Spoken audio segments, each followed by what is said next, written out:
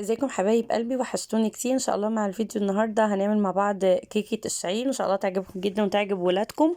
طبعا دي الشعير من الحاجات المفيده، وهنعملها برضو اقتصاديه شويه، وكمان هنشوف مع بعض شويه مشتريات موفره جدا وحاجات انا عرفتها من اماكن حلوه قوي هقول لكم عليها. نبتدي كده بقى الفيديو بتاعنا. هنعمل الكيكة، انا هعملها باللبن بودر. انا كان عندي لبن بودر عادي، وعندي لبن بودر اللي هو بطعم الفراولة. يعني جبته للولاد على اساس ان انا اعمل لهم كل يوم لبن بالفراولة، على اساس انهم بيحبوا الفراولة. بس مش عارفة ليه حسيت انه ملهم، يعني ما كانش مزاجهم منه قوي. فقلت خلاص انا هستخدمه في حاجات تانية. فحطيت معلقتين صغيرين من لبن البودر العادي، ومعلقتين صغيرين من لبن البودر بالفراولة. يعني نقول معلقة كبيرة من ده ومعلقة كبيرة من ده. كان ممكن استخدم بتاع الفراولة بس انا قلت يعني بلاش ازود الطعم قوي عشان مش عايزاه يبان. علشان لكن لو كنت حطيت من كله من بتاع الفراولة هيبقى باين قوي. المهم عملت بيضاية، انا عملت الكيكة ببيضاية واحدة. البيض طبعا غالي، يعني حسيت ان كده تمام قوي. حطيت نص كوباية سكر. السكر مش من الحاجات المفيدة خالص. انا ان شاء الله بعد كده هبتدي واحدة واحدة استبدله بالعسل. المرة دي انا حطيت نص كوباية سكر. هي الكيكة دي المفروض كل الناس بتحط فيها كوباية سكر، احنا بنحط نص كوباية وممكن اقل كمان. نص كوباية سكر صغيرة. وحطيت برضو يعني اقل من كوباية لبن. وعلى فكرة المية اللي انا حطاها على اللبن البودر مية سخنة. لما بنحط مية سخنة او اللبن يكون دافي، نتيجة الكيكة بتكون افضل. حطيت كمان طبعا الفانيليا على البيض، قلت قبل ما انسى. وهبتدي اضربها، وحطيت نص كوباية زيت زي ما انتم شفتوا. اللبن انا حطيت كنت يعني اكتر من نص كوباية لبن، او تلتين كوباية لبن، بس هو المفروض احط كوباية لبن. تمام. ليه؟ لان دقيق الشعير مختلف عن الدقيق الابيض. بصوا انا حطيت كوبايه دقيق ابيض وكوبايه دقيق شعير، وحطيت عليها معلقه البيكنج باودر. هبتدي انخل الدقيق زي ما انتم شايفين كده. بصوا بعد ما بنخله بيتفضل شويه كده، لان دقيق الشعير بيبقى فيه زي الرده كده شويه. بدلقهم عادي بعد ما بنخل. بقوم دلقهم، يعني مش بشيلهم. بقوم دلقهم عادي مع بقيه الدقيق. المهم بس حركه النخل دي بتفرق في ايه، في ان احنا طبعا الكيك ما يبقاش هابط، يبقى مرتفع. انا هعمل قالب، مش هعمل صينية عادية. ودلقت شوية دقيق وضربت، وكمان كملته وضربت تاني. بعد ما بنحط الدقيق على المكونات السائلة احنا مش المفروض نضرب كتير، يعني بس هو الموضوع يتجانس وخلاص. مش المفروض نضرب كتير. احنا بنضرب كتير في الاول اللي هو في البيض والسكر واللبن، لغايه ما اللون يفتح كده شويه. ده القالب انا بحط فيه ورقه زبده بدل ما ادهنه زيت او سمنه. ف هحط اهو الكميه تقريبا كلها، واسيب حبه بس صغيرين احط عليهم معلقه كاكاو، واحطهم في النص على اساس اعمل شكل بس مش اكتر.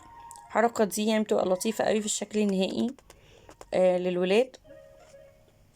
احط اهو شوية كاكاو، يعني بمقام معلقة كده صغيرة، معلقة شاي. هقلبها بقى بالسباتولا كده عادي بايدي. آه ليه بقى بحط كوباية لبن او بنزود السوائل لما نكون بنعمل دقيق شعير؟ ولو كانت كوبايتين دقيق شعير كنا هنزود اللبن اكتر او السوائل اكتر. لانه دقيق الشعير زي دقيق الشوفان بتحس ان هو بيشرب السوائل. اوكي. يعني ده من تجربتي في كل انواع الدقيق ما عدا الدقيق الابيض. اديني بقى اهو حطيت الحبة اللي عليهم الكاكاو واحطهم كده في النص. عادي كده يعني بشكل غير منتظم مفيش مشكلة، والشكل النهائي بيبقى حلو برضه. وساعات كنت بعملها بقى خطوط واقعد اعملها بالخلة بقى والحركات وكده. كان عندي شوكليت شيبس، قلت يعني احطه كده على الوش حبة دلع يعني. وبس وحطيتها بقى في الفرن. كان طبعا انا مسخنة الفرن جدا، واديني طلعتها اهو زي ما انتم شايفين. قولوا لي ايه رأيكم في شكلها. انا عايزه اقول لكم ما استنيتش عليها لغايه ما تبرد. انا قطعتها وهي سخنه، لو يعني وكانت متماسكه وما كانتش مفروله ولا اي حاجه خالص. مع ان المفروض ان الافضل ان انا استنى لغايه ما تبرد. اهي نقلتها وشلت ورقة الزبدة حطيتها على الطبق. عايزه اقول لكم كان طعمها جميل جدا. زي ما قلت لكم انا حطيت كوبايه دقيق ابيض وكوبايه دقيق شعير. شويه بشويه برضو هبتدي امتنع عن الدقيق الابيض خالص، علشان يعني الفتره الجايه عندنا شويه تحديات في انواع الاكل. هنبتدي نمنع حاجات انا مرضتش امنع مره واحده عشان نفسيتهم، بسبب الظروف الصحيه يعني وكده. تعالى اقول لكم بقى المشتريات بتاعتي اللي انا جبتها. في حاجات من امان كانت سعرها كويس جدا، ان شاء الله تستفيدوا لما اقول لكم على اسعارها. وفي حاجات من فتح الله. انا يعتبر الشهر ده يعتبر حاجات جبت حاجات بسيطه جدا من فتح الله يعني. يعني لا تقارن بالشهور السابقه. انا كنت دايما بشتري حاجات اكتر من كده، لا المره دي الوضع كان مختلف، وانا شايفه انه لا انا استفدت جدا بان انا عملت كده المره دي، ان انا نزلت السوق الاول ورحت جبت الحاجات اللي هي بتتجاب من العلافه والكلام ده كله الاول، وبعد كده دخلت سوبر ماركت بقى اللي هي الحاجات مش موجوده بره، ايه جبتها من هناك. او الحاجات اللي انا انتقيتها لقيت ان هي اسعارها كويسه.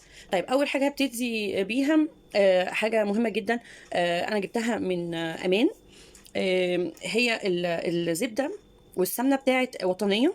ده برطمان سمنه كيلو. ده كيلو سمنه عامل 65 جنيه. طبعا يعني حلو جدا. هو عباره عن بقري وجاموسي مع بعض مخلوطين مع بعض.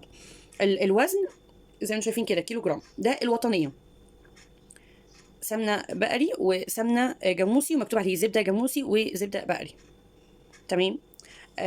فانا اول مره اشتريه، بس يعني متوقعه ان شاء الله ان هو يبقى كويس جدا. واديكوا شايفين دلوقتي برطمانات السمنه عامله كام؟ عامله قرب 300 جنيه. ارخص حاجه هنلاقيها عامله 280. فلا طبعا دي اسعار يعني صعبه جدا جدا جدا. انا شايفه انه مثلا برطمان سمنه زي ده مع الدهون اللي احنا بنستخدمها مع اللحمه مع الفراخ.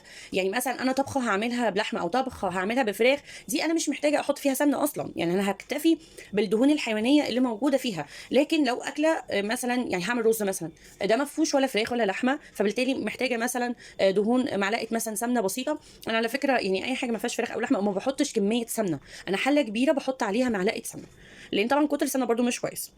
طيب نيجي بقى للعسل. دوت عسل نحل طبيعي. قطفة البرسيم. عسل برسيم حلو جدا. ده من وزارة الزراعة. البطرمان ده كان عليه خصم 50%، كان عامل 40 جنيه بعد 80 جنيه. انا شايفه ان ده عرض كويس قوي. الانتاج وزارة الزراعة، فطبعا حاجة مضمونة، مش حاجة اي كلام. فان شاء الله بقى انتوا بصوا في امان في كل حتة. انا جايباه من الفرع اللي في الحدائق، بس في امان في كل حته، وفي امان في الزيتون، وفي كل منطقه وفي كل محافظه هنلاقي امان. طب جبت ايه تاني من امان؟ جبت الرز ده اسمه رز تحيا مصر. انا كنت جايبه كيسين على فكره، استخدمت واحد. الرز حلو جدا. دول يمكن انا لسه ما فتحتهمش، بس ان شاء الله طبعا في الفيديوهات والروتينات اللي جايه انا هفتحها وهقول لكم برده رايي في استخدامهم. طيب الرز دوت انا استخدمته. الرز ده 800 جرام. هو مكتوب عليه كيلو بس هو مش كيلو، هو تقريبا 800 جرام. لان هو الراجل قال لي ان هو 800، مش ان هو كيلو. هو مكتوب عليه كيلو بس هو قال لي ان هو 800. بس هتاكد برضو من المعلومه دي. المهم ان هو ب 22. طبعا 22 وانتم شايفين دلوقتي الرز في كل حته ب 30 جنيه. ف 22 ده حلو جدا. اسمه رز تحيا مصر ب 22 جنيه. انا جربته طعمه حلو جدا جدا جدا. انا عايزه اشوف لو كان في برضو مكتوب على الوزن. بصوا مكتوب الوزن انه كيلو، بس هو الراجل وانا بشتريه من امان قال لي ده 800 جرام. المهم ان هو حتى لو 800 جرام وب 22 جنيه، لا انا شايفه طبعا انه يعني لا ممتاز، برضو ارخص من ان هو لما يكون الكيلو ب 30 جنيه. طيب ده كده الحاجات اللي انا جبتها من امان، اللي هو العسل والسمنه والرز. وطبعا انا كنت الفيديو اللي فات قايله لكم على اللبن الجاموسي اللي انا جبته من امان، وكان بنص الثمن. اللي ما شافش الفيديو اللي فات يا ريت تشوفوه، انا هحط لكم دلوقتي هتلاقوه يظهر لكم الاي دلوقتي عشان تدوسوا عليه تعرفوا تدخلوا على الفيديو. كمان في نهايه الفيديو هتلاقوه في شاشه النهايه بيبقى مربع كده للفيديو بندوس عليه. طب نكمل بقى دلوقتي. انا كمان لما نزلت فتح الله يعني بعد ما جبت الحاجات دي نزلت فتح الله جبت برده شويه حاجات. جبت رز الفانوس ده يعني ماركه كده نازله جديد. بس عامل 27 ونص. ده كيلو عامل 27 ونص. اللي بيخليني بقول ان ده 800 جرام ان بصوا الفرق مش في الكيس بس، لا يعني في الوزن كمان. فده 800 جرام ودوت كيلو عامل 27 ونص، برده كويس بدل 30 يعني. ده حاجه كويسه. فجبت كيس وبرده هجربه وبقول لكم معي. بس انا شايفه ان الرز ده يعني مش وحشه، مش يعني معقوله. طبعا الرز بتاعي ده احسن، يعني انا استخدمتها وهي فعلا احسن. بس يعني انا ما بجيبش كميات، يعني دلوقتي انا الرز ما بجيبش كميات، انا بقيت بعمل رز قليل اصلا في كل الاكلات. حتى المكرونه برضو استهلاكي دلوقتي قللته خالص خالص خالص، لان المكرونه يعني استخدامها كتير ده بيزود الالتهابات في الجسم، وانا ولادي دلوقتي بيعانوا من شويه مشاكل صحيه، فبنحاول ان احنا هنبتدي نمنع، بس طبعا ما فيش حاجه بتيجي مره واحده، فانا ببتدي اقلل الاول بعدين همنع، وهبقى اكلمكم بالتفصيل عن الموضوع ده عشان تخلوا بالكم من ولادكم. يعني التجربه اللي انا مريت بيها يعني هي يمكن تجربه قاسيه شويه، بس برضو انا لما هقول اللي حصل معايا اكيد في حد ممكن ياخد باله لو في اي اعراض متشابهه في اي حاجه. كمان ناخد بالنا من التغذيه عامه، لان انا عرفت انه في تغذياتنا حاجات غلط عامة لكل الأمهات بيعملوها مع أولادهم ومش عارفين إن هي غلط. يمكن في حاجات أنا كنت عارفاها وفي حاجات كمان دلوقتي عرفتها أكتر، فإن شاء الله هبقى أكلمكم في الموضوع ده. المهم نكمل. أنا جبت نوعين مكرونة 400 جرام. كان الكيس ده عامل 10 جنيه. اسمه حوا. حوا من المكرونات الكويسة في الطعم. كمان بنعرف المكرونة جودتها إيه بالظبط. يعني مش هقول ان هي جوده عاليه بس مش وحشه. ان هي بتبقى لونها اصفر، ما تبقاش المكرونه مبيضه، المكرونه المبيضه دي مش حلوه، لازم تكون لونها اصفر، وكل ما كان اصفر غامق كل ما كان احسن. انا جبت الشكلين دول. الشكلين دول مش بنلاقيهم في السايب خالص عند العلاف، فعشان كده انا جبتهم من فتح الله. 400 جرام. دوت اللي هو شكل الوضع، وده اللي هو الملولي، ودوت كان نوع من انواع التغيير. يعني انا هحاول بالكتير بالكتير في الشهر ما استخدمش اكتر من كيلو ونص مثلا مكرونه. يعني 2 كيلو ماكسيمم، يعني اللي هو في المره الواحده مثلا 400 جرام ولا 500 جرام. لو على مدار الشهر يبقى احنا كده كلنا مثلا 4 مرات مكرونه، وكل مره كميه صغيره، فانا كده يعني هبقى حاولت ان انا اقلل خالص يعني موضوع المكرونه والكلام ده كله، يعني عقبال بقى ما نبطل الرز. كمان انا ولازم بياكلوش رز كتير، بس بيكون كمكملات جنب الاكل مش اكتر. طيب نيجي بقى للعسل. العسل الاسود طبعا احنا عارفين فوائده. العسل الاسود بتاع روز جاردن اللي هو بتاع فتح الله حلو جدا، ده كان عامل 24 جنيه. ده كان وزنه 800 اهو، 850 جرام، مش عارفه باينه ولا لا. 850 جرام، اسمه روز جاردن، عامل 24 جنيه. انا شايفه سعره كويس جدا. يعني انا يعني جبته كذا مره وحلو قوي قوي قوي، يعني طعمه حلو وجميل وسعره كويس جدا. طيب نيجي بقى المشروبات. انا بحب اجيب المشروبات الصحيه دي. انا كنت دايما بجيب ازيز. ازيز بقت غاليه، فدورت في رويال. طبعا رويال برضو معروفه ان هي كويسه، انا مجرباها، فلقيت انه رويال ارخص من ازيز في العلبه الواحده حوالي 6 جنيه، فطبعا اكيد يعني ده فرق كبير. فقلت لا خلاص انا اجيب رويال. ده جنزبيل بالقرفه. طبعا فوائد الجنزبيل بالقرفه ما ليهاش عدد، اهمهم ان احنا بنقوي المناعه بتاعتنا. انا بصراحه بشربه على طول. ولادي مش بيشربوه، بس ساعات بعمل لهم قرفه، يعني ساعات بعمل لهم قرفه، بس هم منتظمين على اليانسون والنعناع، يعني دي من المشروبات المحببه ليهم جدا يعني. والقرفه دول انا كنت جايبه العلبه الواحده ب 11 جنيه او 11 ونص، يعني في الحدود دي. دي بقى الحاجات اللي انا كان يهمني اقول لكم اسعارها. من ضمن الحاجات برضو اللي جبتها ووفرت معايا جدا، عارفين في كل منطقه هتلاقوا فيه بتاع بلاستيكات، اللي هو بيبيع الفويل، بيبيع المناديل، بيبيع الشاليمو والحاجات دي. جبت من عنده شويه حاجات، برضو بطلت اجيبها من السوبر ماركت، او قننت استخدامي منها من السوبر ماركت، مثلا زي الشاليمو. طبعا احنا عارفين في الصيف بنعمل عصير كتير للولاد، ف يعني حابه ادلع بقى كده، جبت الشاليمو. اللي اديكوا شايفين الكيس فيه كميه كبيره جدا، عامل 15 جنيه. ده في فتح الله عامل حاجه و30. تمام. ده كان قمع جايباه عشان بس، وانا لما باجي احط التوابل وكده وفي برطمانات صغيره البق بتاعها فبتعب قوي، فقلت اجيب القمع ده. ده كان عامل 5 جنيه. برضو كل حاجه هنلاقيها من المحلات اللي بره بعيد عن السوبر ماركت الكبير، في حاجات كتيره قوي بره بتكون ارخص. تمام. نيجي بقى للمناديل. احنا عارفين المناديل وصلت 60 جنيه و70 جنيه و80 جنيه، سواء بتاعه التويليت او بتاعه المطبخ او المناديل السحب. فانا بهتم جدا بمناديل السحب ومناديل المطبخ، لازم اجيبها طبعا جوده عاليه، وبجيبها من السوبر ماركت ده اكيد يعني، بس بقيت اقنن في استخدامي ليها. طيب بالنسبه لمناديل التويليت لقيت لها حل يعني جهنمي. نفس المحلات اللي هي بتبيع المناديل بره بعيد عن السوبر ماركت، بتبقى محلات كده صغيره. تمام. بيبقى عندهم حاجه اسمها مناديل فرز تاني، يعني درجه تانية. تمام. انا كده كده عايزاها للتويليت، بنمسح التويليت نفسه. لو في اي بهدله في اي حاجه، يعني مش هنستخدمها على جسمنا احنا، تمام، ولا ايدينا ولا وشنا ولا اي حاجه. فعرفت انه الجوده التانية دي اسعارها حلوه جدا. الكيلو ب 50 جنيه. طب الكيلو ب 50 جنيه، يعني مثلا كام بقره يساوي كام يا نهى؟ بدات احط، قلت لها طب حطيني على الميزان كده مثلا 3 بقرات، طب حطي 6 بقرات.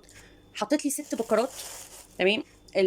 من النوع ده. بصوا النوع دوت اسمه وايت بس درجه تانية. تمام. مش هقول ان هي نفس الورقه بالظبط بتاعت الدرجه الاولى، هي اقل في الجوده، بس كده كده زي ما بقول لكم انا هستخدمها في التويل. يعني مثلا الناس اللي بتحتاج في التنظيف في الحمام بنمسح حاجات ملهاش علاقه بجسمنا احنا والتعامل المباشر معانا او مع اطفالنا مباشره، فممكن نجيب دي. تمام. هتوفر علينا جامد. انا طب جبت بكام يا نوع؟ جبت 6 بكرات عاملين 10 جنيه ونص. طبعا فرقت معايا جدا جدا. الست بكرات دول في السوبر ماركت عاملين كام؟ عاملين اقل حاجه عاملين 40 50 جنيه. فانا شوفوا وفرت قد ايه. وزي ما قلت لكم انا هستخدمها في حاجات معينه. تمام. فيعني يا رب الفكره دي يعني تتوفر معاكم وتظبط ان شاء الله، هتوفر معاكم. طب نيجي برضو جبت شويه حاجات من العلاف. تعالوا اقول لكم عليها. الذره الكيلو بقى عامل 44 جنيه يعني في كل حته، فجبت ب 10 جنيه. الحبه دول ممكن يكفونا مثلا مره او مرتين يعني على حسب العدد اللي هياكل الفشار. جبت بقى طبعا ملح ليمون وبيكربونات، طبعا يعني دول ما فيش غنى عنهم. كنت الاول بجيب منهم كميات كبيره، من ساعه ما الاسعار بدات تغلى تغلى تغلى الفلوس زي ما هي، فبقيت بجيب بنفس الفلوس. يعني كنت دايما بجيب ايه ب 5 جنيه من ده وب 5 جنيه من ده. فلقيت يعني كل ما ده الفلوس يعني بجيب بنفس الثمن بس الكميات بتقل. بس يعني هحاول برضو يعني ان شاء الله هم هيكفوني شهر، يعني في كل الاحوال هم هيكفوني شهر.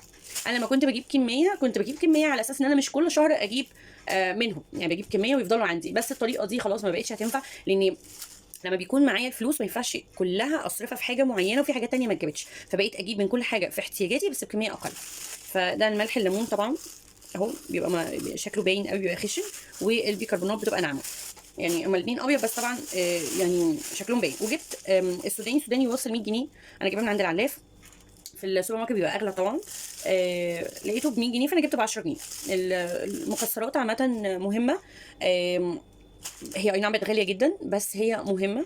وانا بحب اجيب السوداني للولاد، وبحب اجيب لهم برده زبيب ولوز والكلام ده كله، بس الشهر ده ما قدرتش اجيب، فان شاء الله ممكن الشهر الجاي. يعني بنحاول نمشي الامور قدر الامكان. فانا قلت اقول لكم على اسعار بعض الحاجات دي عشان ان شاء الله يعني يبقى عندكم فكره كويسه. نيجي بقى للمنظفات اللي دايما مخلصه فلوسنا يا جدعان. طيب هقول لكم بقى ايه الحاجات البسيطه اللي انا جبتها من عند بتاع المنظفات. انا معظم حاجه، مش المعظم، كل حاجه بتاعت المنظفات بقيت اجيبها من عند بتاع المنظفات لانها ارخص بكتير. وانا عارفه مشكله ايدينا وكده، يعني الحل بقى الجوانتي، يعني مفيش حل تاني. انا بالنسبه لي بستخدم جوانتي. طيب الحاجه الوحيده اللي بجيبها من السوبر ماركت هو الصابون الغساله الاوتوماتيك. لو عليه عرض، يعني لو لقيت عليه عرض بجيبه، لكن لو لقيت بتاع منظفات ارخص بجيبه. يعني فاهمين قصدي؟ طيب نيجي بقى الحاجات اللي انا جايباها. طبعا انا جبت ب 2 جنيه سلك مواعين اللي هو الناعم، ده مهم جدا عندي. ال 2 جنيه دول هيكفوني شهر يعني، وممكن اكتر على فكره، يعني انا بقطعها حتت صغيره خالص على الاستخدام على طول. جبت دي اللي هي البتاعه اللي بتتحط في التويليت، انا مش عارفه اسمها ايه، اللي هي عشان لما نشد الصابون تعمل ريحه حلوه. دي في فتح الله كانت عامله يعني تقريبا حاجه 28 30 حاجه كده، يعني اللي هي الارقام الخزعبليه اللي بقت موجوده دي. انا جايباها من عند منظفات ب 13 جنيه بس، طبعا فرق كبير جدا يعني. وعلى فكره انا مش بجيبها كتير، يعني انا بجيبها كل فتره كده احس انه الدنيا تمام. يعني كل فتره كده، مش بجيبها دوريا دوريا دوريا. يعني ممكن تجيبيها لما تكوني عارفه فيديو جاي لك بتاع مش عارف ايه، يعني بتبقى إيه حاجه لطيفه وسعرها معقول. دوت صابون مواعين سايب. انا بجرب على فكره، يعني بتوع المنظفات مثلا عندي 4 5 في الشارع. انا كل مره بجيب من عند حد شكل ليه، بجرب من ده وبجرب من ده وبجرب من ده واشوف الاحسن اجيب منه تاني. هم لغايه دلوقتي كلهم متشابهين. فيعني دوت نص كيلو صابون المواعين، نص كيلو جايباه ب 2 جنيه. هو بيبقى عنده دايما اسعار، عنده مثلا كيلو ب 4 جنيه، عنده كيلو ب 5 جنيه، كيلو 6 جنيه. بيبقى كل بتوع المنظفات عندهم اسعار. كل ما تعلي بالسعر كل ما الصابون يبقى اتقل. انا بتاع المنظفات ده اول مره كنت اجرب من عنده، فقلت اجيب يعني عنده كان ب3 وعنده ب4 وعنده ب5. انا قلت اجيب من ب4 واجرب، يعني ممكن المرات الجايه كل مره بقى بجرب من ابو سعر شكل. جبت نص كيلو اجربه. لما بكون بجرب حاجه ما بجيبش كميه، بجيب نص كيلو بس. يبقى ده ب 2 جنيه. جايبه كلور الوان. انا بجيب كلور الوان من عند بتاع المنظفات، يعني بستخدمه في الحاجات اليدوي كلها.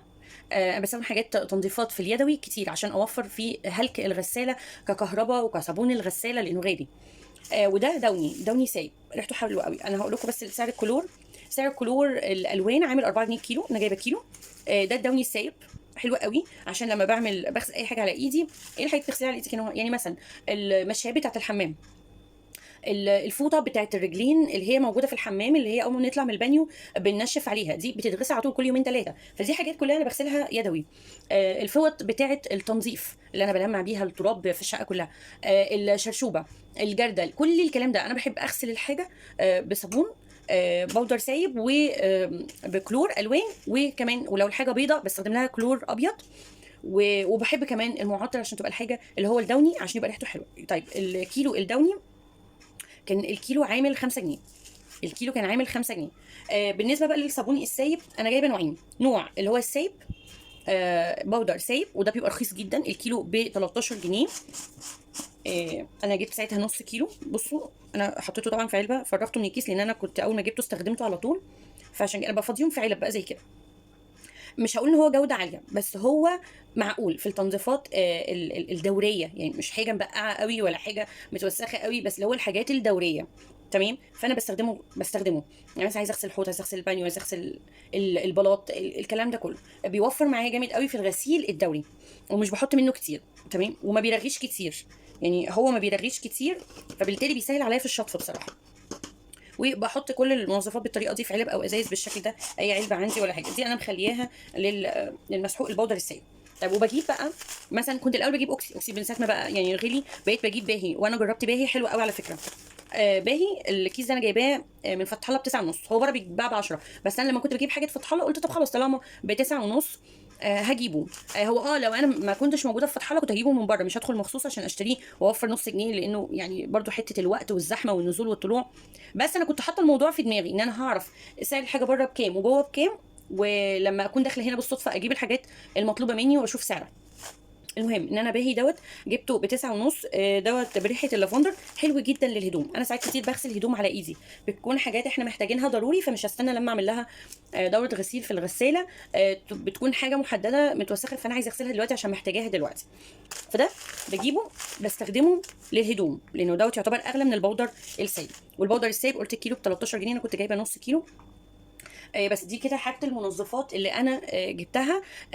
انصحكم تجيبوا المنظفات من عند بتاع المنظفات، بتوفر معاكم جامد جدا. الناس اللي متعوده ان هي بتجيب منظفات شركات والكلام ده كله، انا كنت زيكم بالظبط متعوده ان انا كنت بجيب كلوروكس الوان، وكنت بجيب كلور من هو كلورايد، وكنت بجيب كل حاجه من اللي هي الشركات والسوبر ماركت.